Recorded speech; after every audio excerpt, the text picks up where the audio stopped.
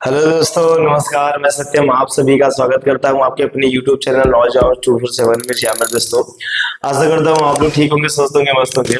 जैसे कि आप लोगों ने पहले कवर पेज में देख लिया है कि सर कहीं ना कहीं आज की जो क्लास लाएंगे वर्ण विचार की होगी। मैंने पिछली वीडियो में जो बताया था आपको, जो भाषा का चैप्टर दूसरी जो भाषा का आपका वीडियो था, उसमें मैंने एक चीज बताया था ना आपको कि वर्ण विचार और शब्द विचार, या सारी चीजें बताया था। मैंने बोला था कि अब धीरे धीरे करके इनकी भी क्लास आनी रहेगी आपके सभी के बीच में। तो मेरे प्यारे बच्चों, मेरे साथियों, आज आप सभी के बीच में वो टॉपिक और क्लास लेकर आया हूं जो मैंने बोला था, जिसका मैंने वादा किया था। पर बशर्ते आपको यह चीज ध्यान रखनी है लल्ला कि आपको वीडियो को निरंतर शेयर करते रहना है, क्योंकि कहीं ना कहीं आपका सपोर्ट मेरे लिए बहुत ही ज्यादा लाभदायक रहेगा। ठीक है ना? तो चलिए समय खराब करते हुए क्लास को स्टार्ट करते हैं। ठीक, फर्स्ट ऑफ ऑल यहाँ देखिए वर्ण विचार, यह पाठ का नाम ही मान लीजिए, यह टॉपिक का नाम है क्लासी शिक्षण है। ठीक है ना? वर्ण विचार की वर्ण विचार में एक कॉमन चीज आती है लल्ला, वर्णमाला। क्या आता है बेटा? वर्णमाला। अब वर्णमाला क्या होता है? ये सारी की सारी क्लास बेटा आपकी हिंदी व्याकरण से रिलेटेड है। किससे है? हिंदी व्याकरण से ही है। ठीक, तो यहाँ पे वर्णमाला, वर्णमाला में दो भेद होते हैं। पहला भेद कौन सा होता है? स्वर, जिसमें 11 मात्राएं होती हैं, 11 ठो रहता है, यानी 11 वर्ण इसके अंदर शामिल होते हैं। ठीक है? और सबसे बड़ी बात तो तब आती है जैसे कि यहाँ पे लिखा गया वर्णमाला। सर वर्णमाला क्या है? वर्णमाला है क्या?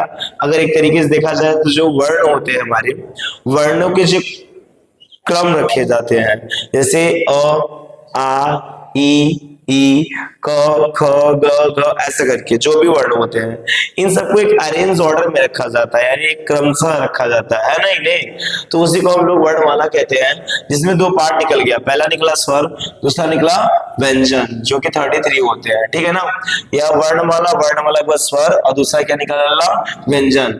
अब देखो, स्वर के 3 पार्ट होते हैं। स्वर के कितने पार्ट होते हैं? 3 पार्ट, यानी 3 प्रकार के होते हैं। स्वर कितने प्रकार के होते हैं लल्ला?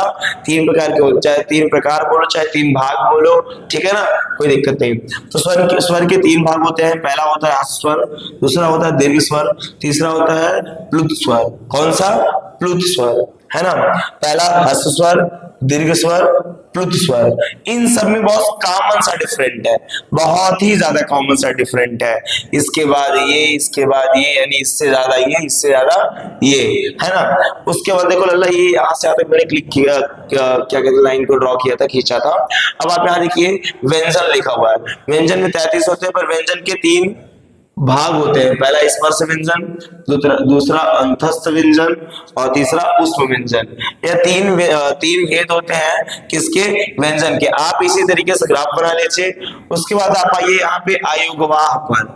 आयोगवाह के 3 भेद होते हैं। पहला अनुस्वार, दूसरा अनुनासिक, और तीसरा विसर्ग। भेद मतलब नहीं भाई, बोला जाए तो ये उनके अक्षर ही हैं, यह उनके अक्षर ही हैं।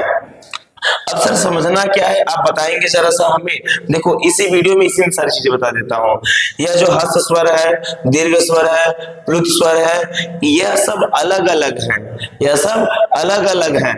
जैसे अ से लेके कहाँ तक ह्रस्व स्वर रहता है, दीर्घ स्वर कहाँ से। अब भाई इसमें 11 हो गए, इन 11 में जो जो रहेंगे वो इनके पार्ट बन चुके रहेंगे। जैसे समझो मेरी बात को, बहुत ही डीप में जाना पड़ेगा। जैसे मैंने व्यंजन लिया, व्यंजन में सर ने बोला 33 होते हैं। अब 33 व्यंजनों को हम लिख देंगे यहाँ पे, 33 व्यंजनों को जैसे क से लेके लिखना स्टार्ट कर देंगे, है ना? तो अब ये क ख ग घ अंगा, क ख ग घ अंगा मान के चलो। यहाँ 5 अक्षर यानी 5 वर्ण लिखे गए हैं। तो यह किसमें आएंगे? क्या यह उष्म व्यंजन होंगे? क्या यह अंतस्थ व्यंजन होते हैं? क्या यह स्पर्श व्यंजन होते हैं? यही सब इनके भाग होते हैं, और यही सब हम इसके अंदर जानेंगे। तो देखो ध्यान से, अगर देखा जाए क से लेके अंगा, यह आपका होता है क वर्ग। क्या होता है बेटा? क वर्ग। और क वर्ग आपका किस में जाएगा? स्पर्श व्यंजन में। स्पर्श व्यंजन, अंतस्थ व्यंजन, इन सब में कोई ज्यादा डिफरेंट नहीं है। एक बार पढ़ाऊंगा लल्ला, आप सब कुछ समझ जाएंगे। उससे पहले मैं यही कहूंगा आप लोगों से कि वीडियो को जोरदार तरीके से शेयर कर दीजिए सभी एजुकेशन ग्रुप में, और बोलिए सर से क्लास लग चुकी है। चलिए समय ना खराब करते हुए चीजों को और आगे ले चलते हैं। चलिए चलते हैं अगले स्लाइड की ओर। अगला स्लाइड हमारे क्या कहना चाहता है हमारे बीच में लेकर, कौन से अगले स्लाइड में हम लोग लेकर आए हैं किसको? ठीक है ना? तो चलिए फिलहाल आप स्क्रीनशॉट कर लिए, हम चलते हैं अगले स्लाइड की तरफ, ठीक है। चलिए अगला स्लाइड आपकी स्क्रीन पे है, जरा ध्यान से देखिएगा। यहाँ क्या कह रहे हैं, स्वर, ये चीजें स्वर से स्टार्ट हुई हैं, यानी जो स्वर है वो कौन कौन से, अ आ ई उ ऊ ऋषि, ए ऐ ओ औ। देखा जाए तो 1 2 3 4 5 6 7 8 9 10 11, मैंने बोला था 11 है तो 11 है। अब इसके अंदर दीर्घ और क्या कहते हैं ह्रस्व और प्लुत, यह सब कुछ इसी के अंदर है शामिल, सब कुछ बताऊंगा कौन कहाँ पे है। उसके बाद यहाँ बात आई अनुस्वार किसको कहते हैं, अंग को अनुस्वार कहते हैं, ये इसका सिंबल हुआ। विसर्ग किसको कहते हैं, अह को विसर्ग कहते हैं, यह इसका सिंबल हुआ। और अंग, अंग को क्या कहते हैं, इसको चंद्रबिंदी भी हम लोग कहते हैं, अनुनासिक कहते हैं। क्या कहते हैं लल्ला, अनुनासिक कहते हैं। यह बात तो ही सर आपके पूरा का पूरा स्वर के सिस्टम को लेके, यानी स्वर के एरिया को लेके बात हुई सर। व्यंजन के बारे में हम लोग जानते हैं, व्यंजन के एरिया क्या क्या कहते हैं। पहले ये देखो, क ख ग घ अंगा, यह आपका क वर्ग कहलाएगा, यानी एक सांस में क ख ग घ अंगा, च श ज इया, ट आड़ा, त न प म, यह सारी की सारी जो चीजें आपको दिखाई दे रही है, यह क वर्ग की चीजें हैं। उसके जस्ट बाद आप देखोगे यहाँ पे तो च वर्ग की, ट वर्ग, त वर्ग, प वर्ग, ये जितने भी वर्ग की चीजें हैं उन सबको हम स्पर्श व्यंजन कहते हैं। व्यंजन 3 प्रकार का होता था, पहला स्पर्श व्यंजन, अंतस्थ व्यंजन, उष्म व्यंजन, ऐसे करके मैंने भी बताया नहीं। और एक जो संयुक्त व्यंजन आता है लास्ट में, वह बात की बात है, ठीक है ना। तो पहले देखिए ध्यान से, यहाँ पे य र ल व, यह अंतस्थ व्यंजन है आपका, श श स ह पुष्प व्यंजन है आपका, छ त्र ज्ञ, और ये ऋषि सॉरी स्र, ये सब क्या है आपका संयुक्त व्यंजन। और ये ज फ आ, ये क्या है आगत ध्वनियां।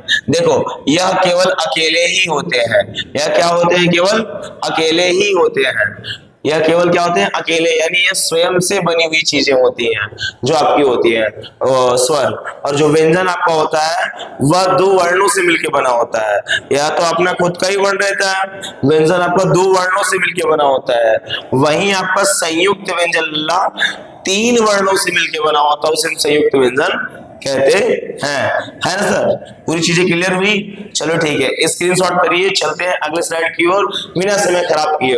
तो फटाक से आप लोग स्क्रीनशॉट ले लीजिए और समझ लीजिए चीजों को।